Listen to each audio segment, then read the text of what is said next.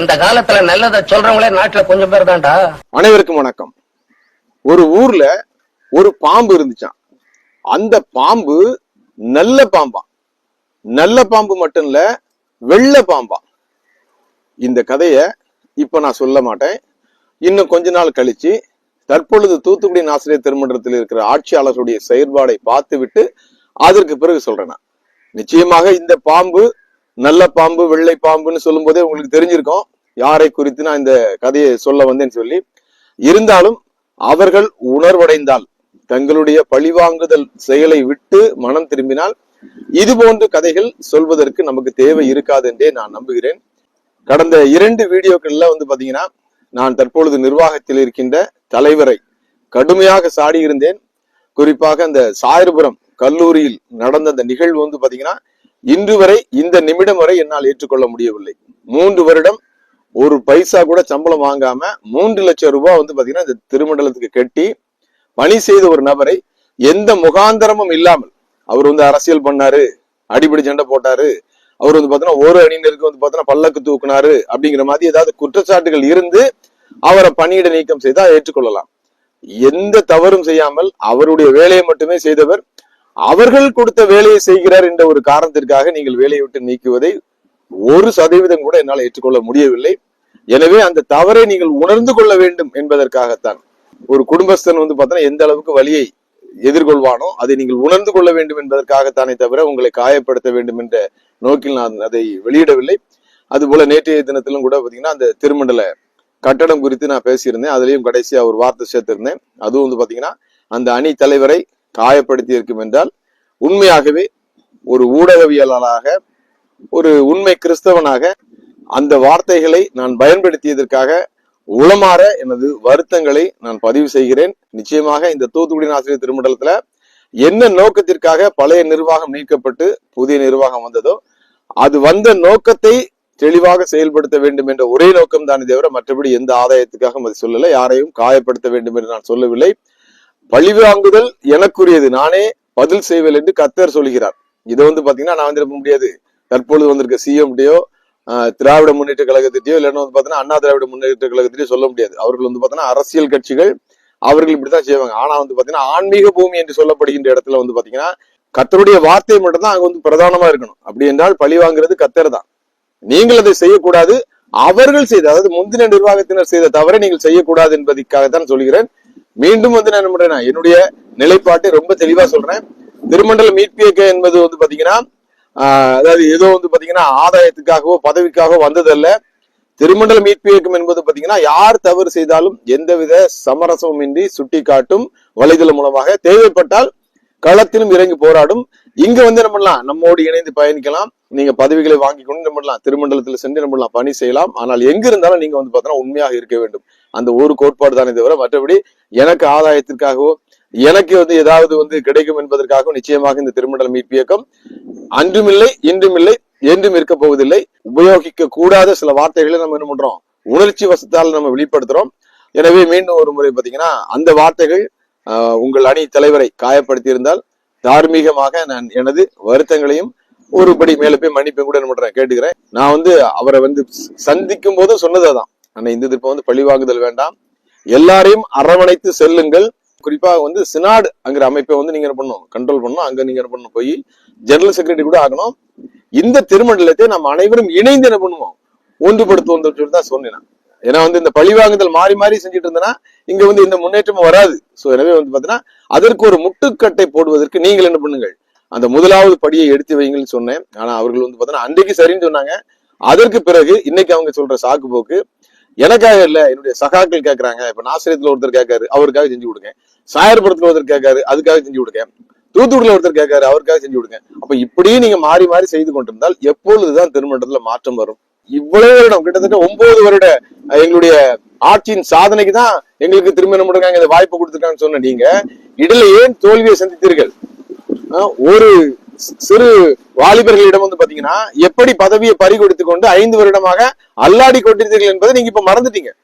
உங்களுக்கு வலி இருக்கும்போது அது உங்களை வேதனைப்படுத்திச்சு. ஆனா தற்பொழுது நீங்கள் ஆட்சிக்கு வந்த பிறகு அது எல்லாத்தையும் நீங்க மறந்துட்டீங்க. எப்பவுமே என்ன பண்ணக்கூடாது, பழச மறக்க கூடாது ஒரு மனுஷனா. அவர்கள் செய்த தவறை நீங்க செய்யக்கூடாதுன்னு நினைச்சோம். ஆனா அதற்கு ஒருபடி மேல போய் என்ன பண்றீங்க, தவறு செய்றீங்க. என்ன பண்றீங்க சொல்றீங்க, அதாவது திருமண்டல ஊழியராக இருந்து கொண்டு திருமண்டலத்துக்கு எதிர்த்து பேச என்ன பண்றீங்க நீங்க சொல்றீங்க. அப்ப அன்றைக்கு பாத்தீங்கன்னா நான் திருமண்டல ஊழியராக இருக்கும் பொழுது திருமண்டல நிர்வாகத்தில் இருந்து அவர்களே எதிர்த்து நான் பேசும்போது நீங்க ரசித்தீர்கள் அல்லவா?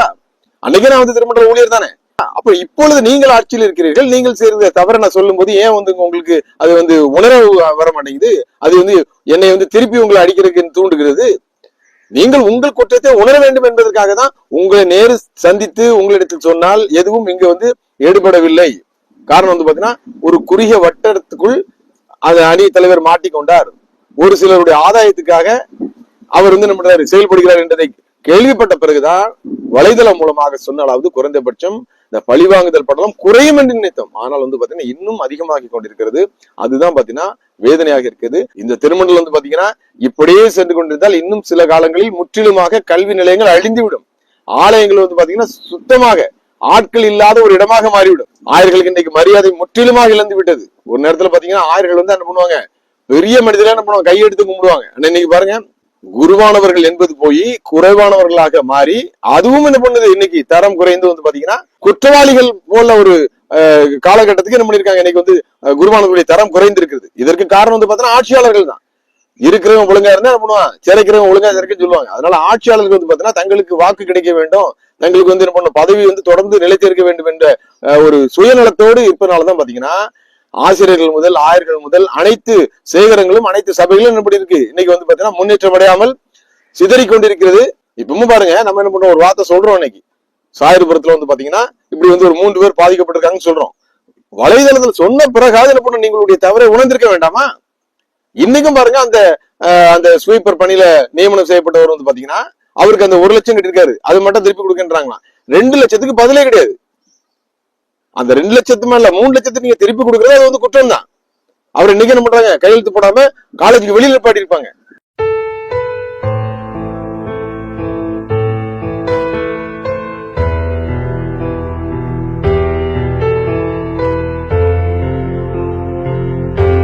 அப்ப நான் இதுதான் கேட்கிறேன், இது நீங்கள் சுயமாக உழைத்து உங்கள் நெற்றி வேர்வை நிலத்தில் சிந்தி சம்பாதித்த கல்லூரிகளா? அவர்கள் நிர்வாகத்திலிருந்து போட்டாங்கன்னா நிர்வாகத்தில் இருக்கும் போது செய்த தவறுகளை என்ன பண்ணும், அவர்கிட்ட தான் கேட்கணும். நீங்க அந்த பலனை அடைந்து விட்டு நீங்க கேட்க கூடாது. ஏன்னா அவர்கள் அப்பாவிகள் தான். என்னை பொறுத்தவரை பாத்தீங்கன்னா ஏதோ ஒரு வகையில் என்ன பண்றாங்க, ஆதாயத்துக்காகவோ பணத்தை கொடுத்தோ இல்ல ஏதோ கொடுத்து வாங்குறாங்க, தப்பு செய்யறாங்க, இல்லைன்னு சொல்லல. ஆனா இத்தனை வருடங்கள் கழித்த பிறகு அவருடைய குடும்பத்தையும் அவருடைய சொந்த வாழ்க்கையையும் சூனியம் வைப்பது போல இது போன்ற செயல்கள் நீங்கள் செய்வது சரியா? இன்னைக்கு அவர் வெளியே தான் இருக்காரு. இப்ப நான் சவாலா சொல்றேன்னா, அந்த 3 பேருக்கு திரும்ப நீங்க பணி நியமனம் கொடுங்களேன். ஏன் உங்களால கொடுக்க முடியல? உங்களே பாத்தீங்கன்னா ஒரு வார்த்தை காயப்படுத்தும் பொழுது அதை நீங்க இன்னொருடைய வாழ்க்கையில் இன்னொருத்தருடைய வாழ்க்கையில் நீங்க செய்யும் பொழுது அவனுடைய குடும்பம் அவனுடைய மனது எவ்வளவு காயப்படும். ஏன் அந்த நினைப்பு உங்களுக்கு வர மாட்டேங்குது நான் கேட்கிறேன். நான் ஏற்கனவே சொல்லிட்டேன், இந்த தூத்துக்குடி ஆசிரியர் திருமண்டலத்துல எங்கேயோ ஒரு மூளை முக்கில பாத்தீங்கன்னா ஒரு தவறு நடந்தாலும் அந்த தவறு பாத்தீங்கன்னா இந்த அணியின் தலைவரை தான் சொல்லி சேரும். எஸ்.டி.கே. ராஜன் அண்ணனுடைய அணியில தான் அவருடைய காலத்துலதான் இந்த தவறு நடந்தா சொல்லலைங்க தவிர அங்க இருக்கிற டிசி மெம்பர் செஞ்சாரு, அங்க இருக்கிற எக்ஸிகியூட்டிவ் மெம்பர் செஞ்சாரு சொல்ல மாட்டாங்க. இதை நான் இந்தியா சொல்லிட்டேன். சோ அதனால அந்த அணி தலைவர் என்ன பண்ணும், ரொம்ப ஜாக்கிரதையா இருக்கணும். ரொம்ப என்ன பண்ணும், ஒரு டிரான்ஸ்பரன்சியா என்ன பண்ணும். எல்லாருக்கும் நீங்க தான் செக்ரட்டரிங்க, உங்களுக்கு ஓட்டு போட்டவங்களுக்கு மட்டும் இல்ல. நான் திரும்பியும் சொல்லேன்னா, இந்த தூத்துக்குடி ஆசிரியர் திருமண்டலத்துல குறிப்பாக இந்த முறை பாத்தீங்கன்னா எல்லாருமே உங்களை நம்பினாங்க. அப்போ அனைவருக்கும் அந்த ஆட்சியாளர்கள் இருக்கும் பொழுது பணி நியமனம் செய்யப்பட்டவர்களுக்கு நீங்க தான் செக்ரட்டரி, நீங்க தான் மேனேஜர், நீங்க தான் எல்லாமே. அவங்க எங்க போய் சொல்லுவாங்க? அவர்கள் நிர்வாகத்தில் இருக்காங்களா? அதாவது உலக அரசியல் இருக்கும்போது இங்க எதிர்கட்சியில் யாரா இருக்காங்களா? இன்னைக்கு நான் தான் பேசிட்டு இருக்கேன். ஒரு காலத்துல பாத்தீங்கன்னா என்ன யாரெல்லாம் திட்டினாங்களோ, எந்த அணியினர் பாத்தீங்கன்னா இவன் சாவ மாட்டாங்கன்னு சொல்லுவாங்களோ, அவங்களும் என்ன பண்றாங்க, இன்னைக்கு தான் நிக்கிறாங்க. நானும் பேசிட்டு இருக்கேன். அன்னைக்கு அவங்க என்ன திட்டினாங்க, அன்னைக்கு வலைதளத்துல என்ன பண்ணாங்க, அசிங்கமா போட்டாங்க. அவங்களுக்கு நான் பேசாம இல்ல. நீதி நியாயம் எதுவோ நேர்மை எதுவோ அதற்கு ஆதரவாக நான் என்ன பண்றேன், குரல் கொடுத்து கொண்டிருக்கிறேன் தவிர மற்றபடி பாத்தீங்கன்னா இங்கு நான் ஒரு தனியாக அணியை உருவாக்குவதற்கோ நான் ஆட்சியில் அமர்ந்து என்னது சுயநலத்திற்காக எனக்கு பதவிகளை உருவாக்கி கொள்ள வேண்டும் என்று ஒரு காலத்திலும் நினைத்ததில்லை, நினைக்கவும் போறதில்லை. இன்னொரு சம்பவம் நடந்திருக்கு பாருங்க. தூத்துக்குடி ஆசிரியர் திருமண்டலத்தில் உள்ள அந்த திருமண்டல அலுவலகத்துல பாத்தீங்கன்னா 2 அணியினரா என்ன பண்றாங்க, செயல்பட்டாங்க. இப்பவும் செயல்படத்தான் செய்யறாங்க. அந்த ஆட்சி இருக்கும்போது பாத்தீங்கன்னா ஒரு அணியினுடைய கை உயர்ந்திருந்துச்சு. அப்ப நிறைய தவறு பண்ணாங்க. அங்க இருக்கிற ஹெட்லாருக்கு கூட நிறைய தவறு பண்ணாரு. நான் அவரை அன்றைக்கும் கண்டிச்சேன். நான் சொன்னேன் கண்டிப்பா ஒரு டிரான்ஸ்பர் பண்ணணும், அவர் வந்து என்ன பண்ணும் பதவி நிக்கணும்னு சொன்னேன். ஆனால் அவரை நீங்கள் ஒரு இடத்துல டம்மியா வைத்துக் கொண்டு கிட்டத்தட்ட இன்று 5 மாதங்கள் சம்பளம் கொடுக்காம வச்சிருக்கீங்க. எதற்காக தான் நான் கேட்கிறேன். ஒண்ணு அவனை வாழ வைங்க, இல்லாட்டி சாவடிச்சிருங்க. அவனை வச்சுக்கிட்டு 5 மாசமா சம்பளம் கொடுக்காம இருந்தீங்கன்னா அவன் என்ன பண்ணுவான்? ஒருத்தர் உங்களுக்கு தீமை செஞ்சிருந்தா அதுக்கு நன்மை செய்யுங்க. அப்ப என்ன பண்ணலாம்? அந்த திருமண்டல அலுவலகத்துல இப்ப வந்து அவங்க நினைச்சிருப்பாங்க இந்த ஆட்சி வந்துட்டு நம்மளை கொண்டுட்டாங்க அப்படின்னு நினைக்கும் போது அவர்களை அழைத்து இனிமேல் நீங்கள் இங்க அரசியல் செய்யாதீர்கள், நாம் அனைவரும் ஒன்று, இந்த திருமண்டல நன்மைக்காக நீங்கள் அனைவரும் உழையுங்கள் என்று ஒரு லே செயலரோ இல்லட்டா உங்களுடைய சகாக்களோ ஆட்சியில் இருப்பவர்களோ சொன்னால் அவர்கள் அரசியல் செய்வாங்களா? அந்த அணியினருக்கு வந்து இங்க இருந்து என்ன பண்ணுவாங்க? ஏதாவது எடுத்து கொடுப்பாங்களா? 8 பேர் வேலை செய்வாங்களா? ஏன் உங்களால அதை செய்ய முடியல தான் நினைக்கிறேன். தொடர்ந்து இந்த 2 அணியினராக வந்து பாத்தீங்கன்னா எல்லா இடங்களையும் எல்லா பாஸ்டேட்லயும் எல்லா ஆலயங்களையும் எல்லா இடத்தையும் இருந்துதான் இருக்கணுமா? அவர்கள் ஆட்சி காலத்துல இருந்த தவறை நீங்களே தொடர்ந்து செய்றீங்க. அவங்க தப்பு செஞ்சாங்க, அதனாலதான் மக்கள் அவர்கள் என்ன பண்ணாங்க? தள்ளி விட்டு உங்களை கொண்டு வந்திருக்காங்க. திரும்ப நீங்களும் அதே தவறை செய்தீர்கள் என்றால் உங்களுக்கும் அவர்களுக்கு என்ன வித்தியாசம்? அந்த திருமண்டல அலுவலகத்துல ஒருத்தர் ஊனமுற்ற ஒரு சகோதரர் இருக்காங்க.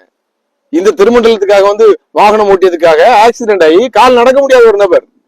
அவர் வந்து ஒருவேளை அந்த ஆட்சி இருக்கும் பொழுது அவர்களுக்கு சாதகமாக நடந்திருந்தாலோ உங்களை பற்றி தப்பாக பேசியிருந்தாலோ அவரை நீங்க ஒரு சகோதரனாக பாவித்து, நண்பா சகோதரா இந்த தவறை நீ செய்யாத, நான் உனக்கு எதிரி அல்ல, நான் இந்த திருமண்டலத்தை நிர்வாகம் செய்ய வந்திருக்கிறோம், அனைவரும் ஒன்றாக இருப்பேன்னு சொல்லிட்டு அவரை நீங்கள் ஆதரித்திருந்தால் உங்களை ஆதரிக்கின்ற ஒரு நல்ல மனிதராக மாறி இருப்பார். ஆனா நீங்க என்ன பண்றீங்க? அந்த மனுஷனுக்கு 2 பிள்ளைகள், அவர் எங்க போய் வேலை செய்ய முடியும் சொல்லுங்க? அவரால் ஒரு சாதாரண கை கால் உள்ள மனிதனா கூட நம்மளாம் மூட்டத்து கூட பொழைச்சிக்கலாம். ஆனா அவரால் அதுவும் செய்ய முடியாது. அப்ப எவ்வளவு சென்சிட்டிவா நீங்க அடிக்கீங்க பாருங்க. அந்த குடும்ப தலைவனை நம்பி தானே அந்த அவருக்கு வாங்குற ஒரு 10-20 சம்பளத்துல தானே அந்த குடும்பம் வாழ்ந்துட்டு இருக்கோம். அப்ப அவர்களுக்கு எவ்வளவு வலிக்கும். இந்த வேதனையா உங்களுக்கு வர மாட்டேங்குது. ஏன்னா நீங்க வந்து கஷ்டப்படாம இருக்கீங்க. சொல்றீங்களா? நீங்க சும்மா இருந்தாலும் உங்களுக்கு பல லட்சங்கள் வந்து விழுது. நீங்க வர்ற கார் என்ன, நீங்க வாழ்ற வாழ்க்கை என்ன, அப்போ இந்த சாதாரண மனிதர்களுடைய வழி உங்களுக்கு தெரிய மாட்டேங்குது. அப்ப உங்களை எப்படி உணர்த்துவது? அதை தான் நான் கேட்கிறேன். உங்களுக்கு எப்படி உணர்வு உண்டாக்குது? இப்ப வலிக்கல சொல்றீங்கல்ல. நான் இங்க யாரையும் எதிரியாக பார்க்கவில்லை. ஆனா இந்த திருமண்டலம் என்பது வந்து பாத்தீங்கன்னா தனிநபர் யாருக்கும் சொந்தமானது அல்ல. லே செக்ரட்டரி நீங்க வந்துட்டீங்க, எக்ஸிகியூட்டிவ் மெம்பர்ஸ் வந்துட்டீங்க, காலங்காலமா நீங்க தான் இருக்க போறீங்களா? வேதாகமத்துல படிக்கிறோம், எவ்வளவோ பெரிய படைபலனோடு எவ்வளவோ வந்து பாத்தீங்கன்னா ராணுவ சேனையோடு யுத்த சேனையோடு இருந்தவங்க எல்லாம் பாத்தீங்கன்னா கர்த்தர் சாதாரண மனிதர்களை கொண்டு வீழ்த்தி இருக்கிறாரு. இருக்கும் வரைக்கும் நன்மை செய்யுங்கள் தான் சொல்றோம் நாங்க. மீண்டும் மீண்டும் இப்படி காயப்படுத்திட்டே இருந்தா என்ன அர்த்தம்? நீங்கள் செய்ய வேண்டிய எவ்வளவு வேலை இருக்கு. நேற்று கூட ஒரு விஷயம் கேள்விப்படுறோம் நாங்க. கோவில்பட்டி பக்கத்துல பாத்தீங்கன்னா ஒரு பள்ளி, தொடக்கப்பள்ளி, தூத்துக்குடி ஆசிரியர் திருமண்டலத்தின் தொடக்கப்பள்ளியில ஒரே ஒரு பிள்ளை, 2 ஆசிரியர்களுங்க. அரசாங்கம் வந்து பாத்தீங்கன்னா 1 லட்சம் 2 லட்சம் கொடுக்குது. அப்போ இதை வந்து முன்னேற்றத்துக்காக தான் உங்களுக்கு பதவி தந்திருக்கீங்க. ஆரம்ப கல்வி என்ன பண்ணும்? நீங்க தூக்கி நிறுத்தணும். மேல்நிலை கல்வியில என்ன பண்ணுவீங்க? இன்னும் மேல கொண்டு போகணும். எவ்வளவு வேலைகள் இருக்குங்க. ஆலயங்கள், ஆன்மீக தலங்கள் வந்து பாத்தீங்கன்னா வாலிபர்கள் அவங்க முற்றிலுமாக என்ன பண்றாங்க? ஆலயத்துக்கு வர்றதை வெறுக்கிறாங்க. ஏற்கனவே வந்துட்டு இருக்கவங்க என்ன பண்றாங்க? வேற ஏதாவது சபைக்கு போலாமான்னு யோசிக்க ஆரம்பிச்சிட்டாங்க, போயிட்டாங்க ஏற்கனவே. அவங்களை எப்படி திருப்பி அழைக்கிறது? அப்படியானால் உங்களுக்கு பதவி வேணும், நீங்க ஆட்சியில இருப்பீங்க, ஆனா நீங்க பழி வாங்கிட்டு இருப்பீங்க. இந்த திருமண்டலம் எப்படி போனாலும் எப்படி நாசமா போனாலும் அது அப்படித்தான், இந்த அரசியல் அப்படித்தான் இருக்கும் அப்படின்னு சொன்னா எங்களை போன்றவர்கள் வந்து பார்த்தா எப்படி இதை பார்த்து கொண்டு இருக்க முடியும் தான் நான் கேட்கிறேன். மாறுங்கள், மாறுங்கள். உன்னை போல பிறனை நேசின்னு சொல்லிதான் வேதாகமம் சொல்லுது. கூடுமானால் எல்லாரிடமும் என்ன பண்ணுங்க? சமாதானமா இருக்கணும் பைபிள் சொல்லுது. எந்த பாவமும் செய்யாமல் அவர்கள் காலத்தில் வேலை வாங்கினார்கள் என்ற ஒரே காரணத்துக்காக தூக்கி எங்கெங்க அடிக்கிறீங்க? அவர்கள் மன உளைச்சல் உண்டாக்குறீங்க. உங்களுக்கு இருக்கிற அதே மனசு தானே, அதே ரத்தமும் சதையும் தானே அவங்களுக்கும் இருக்கு. அவங்க இரும்புல இதயத்தை வச்சிருக்காங்க. சாமானியர்களை எதற்காக நீங்க வந்து பாத்தீங்கன்னா இப்படி துன்பப்படுத்துறீங்க, இப்படி வேதனைப்படுத்துறீங்க? எப்ப நீங்க மாற போறீங்க? உட்கார்ந்து தனிமையில சிந்தித்து பாருங்க. இந்த திருமண்டலங்கள் உருவாகியதுல நம்மளுடைய பங்கு என்னன்னு யோசிச்சு பாருங்க. ஒன்றும் இல்ல, வெறும் குப்பைகள். நம்ம இன்னைக்கு வந்து பாத்தீங்கன்னா அன்னைக்கு மிஷினரிகள் வந்து இங்க வராம வடநாட்டுக்கு போயிருப்பாங்கன்னா இன்னைக்கு வடநாட்டுல இருந்து நமக்கு என்ன பண்ணுவாங்க? வந்து ஊழியம் பண்ணிட்டு இருப்பாங்க. நம்ம என்ன பண்ணுவோம்? அரை நிர்வாணிகளா இருந்திருப்போம். அவர்கள் வந்து என்ன பண்றாங்க? புண்ணியத்துல அங்க இருந்து இந்த கடல் கடந்து கால் நடந்து வந்து இந்த பாலைவன பகுதிகளில் இன்னைக்கு வந்து நாகரிகம் வளர்ந்த நேரத்துல பாத்தீங்கன்னா இப்பவுமே இந்த வெயில நம்மளால நடக்க முடியல. சாலைகள் அவ்வளவு இருக்கு, கார் அவ்வளவு இருக்குது, இப்பவுமே நம்மளால போக முடியல. பாருங்க அப்ப எவ்வளவு அந்த அவனுடைய ஸ்கின் பாத்தீங்கன்னா அப்படி பூ மாதிரி இருக்குங்க, அப்படி கொப்பளமா வந்திருக்கும். அவங்களுக்கு தொப்பில நம்மளுக்கு கூழ் வாங்கி குடிச்சு என்ன பண்ணிருக்காங்க, இந்த திருமணங்கள் வளர்த்திருக்காங்க. இதை வந்து அழிக்கிறீங்களே, இதை பத்தி உணர்வு உங்களுக்கு வரலையா? உங்க தலைவருக்கு நீங்க சொல்ல மாட்டீங்களா? அதை சொல்லுங்க. அண்ணே, இது நம்ம உருவாக்கிய திருமண்டலம் இல்லனே, இங்க நமக்கு எதுவுமே இல்லனே. கடவுள் நம்மள என்ன பண்ணாரு, ஏதோ கிருபையா நமக்கு இந்த பதவியை கொடுத்திருக்காரு, இதை தப்பா பயன்படுத்தாதீங்க, இதை சொல்லுங்களேன். இந்த திருமண்டலம் என்பது அனைவருக்குமானது. நமது முன்னோர்கள் கட்டி காத்த, நமது வந்து மூதாதையர்கள், நமது மிஷினரிமார்கள் உருவாக்கி இந்த திருமண்டலம் வந்து பாத்தீங்கன்னா எந்தவித முகாந்திரமும் இல்லாமல் ஒரு சிறு கூட்டமாக இருந்து கொண்டு, ஒரு 2 அணின்னு வச்சுக்கொண்டு 2 குடும்பமாக 2 பிரிவினராக இருந்து ஒட்டுமொத்த திருமண்டலத்தையும் கல்வி நிலையங்களையும் பாழ்படுத்திக் கொண்டிருக்கிறீர்களே, இதை எப்பொழுது உணரப் போகிறீர்கள் என்ற வேதனை தானே பேசுறோம். தயவு செய்து உணருங்கள், தயவு செய்து உணருங்கள்.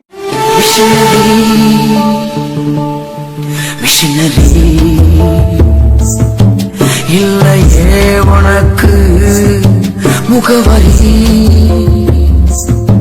Missionary missionary. இல்லையே உனக்கு முகவரி, மரணமே